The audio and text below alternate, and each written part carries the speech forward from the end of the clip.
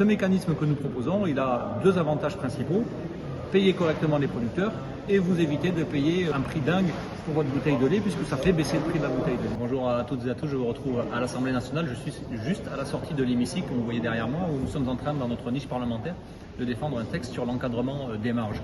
Pourquoi ? Parce que vous le voyez chaque semaine quand vous faites vos courses, l'inflation alimentaire a explosé, plus 20% en 2 ans, et que cette inflation, finalement, personne n'arrive à la juguler, et surtout pas le ministre de l'économie, Bruno Le Maire, que l'on appelle aussi Bruno Demande, ou Bruno Supplie, ou encore Bruno Espère, puisque à part des belles paroles, il ne fait rien.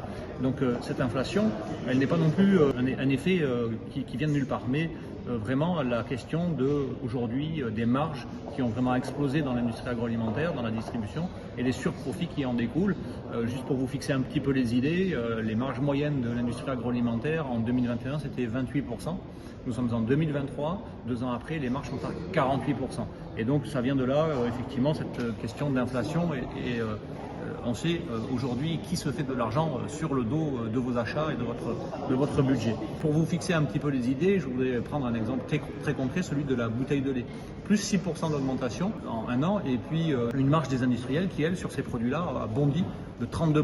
Un tiers en plus, et donc voilà, c'est pas non plus neutre, et c'est encore une fois de plus, c'est vous qui le payez. Alors aujourd'hui, pour illustrer le propos, voilà, une bouteille de lait que vous payez 1,24 €, une bouteille de lait de marque, que vous payez 1,24 € dans votre supermarché, 37 centimes vont aux producteurs, 53 centimes aux industries agroalimentaires qui transforment ou qui mettent en bouteille ce lait, et 35 centimes pour la grande distribution. Ça, c'est l'état actuel de la filière.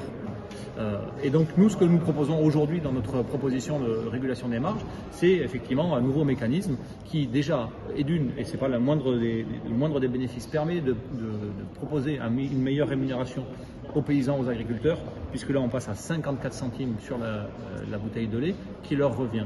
Et puis derrière, en fait, on va réguler les marges que vont se faire les intermédiaires. Ici, par des mécanismes de régulation, on permet d'avoir seulement 40 centimes qui reviennent à l'agro-industrie, et sur la distribution, on baisse à 24 centimes. Donc vous voyez comment on arrive à proposer un mécanisme de régulation efficace qui permet vraiment de garder la bouteille de lait à un prix abordable, puisque si vous faites le total, vous apercevez aussi que cette bouteille ne vous revient plus qu'à 1,18 €, là où elle vous coûtait 1,24 € précédemment.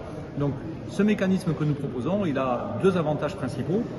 Payer correctement les producteurs et vous éviter de payer un prix dingue pour votre bouteille de lait, puisque ça fait baisser le prix de la bouteille de lait. Voilà ce que je voulais vous dire sur cette question des marges de l'inflation alimentaire et comment nous prétendons la régler, pas seulement en faisant des vœux pieux à la télé ou sur les plateaux radio.